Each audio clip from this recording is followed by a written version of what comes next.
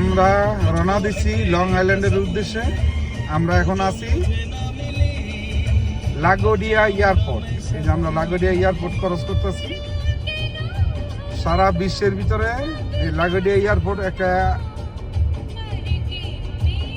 কি করছে, কম্পিটিশনে ভালো একটা গ্রেড পাইছে। এটা খুবই ভালো একটা এয়ারপোর্ট, নতুন আপগ্রেড করছে, কমপ্লিট করছে কনস্ট্রাকশন করে। আপনারা দেখেন, আমরা দেখতেছি লাগোডিয়া এয়ারপোর্ট পার হইলাম।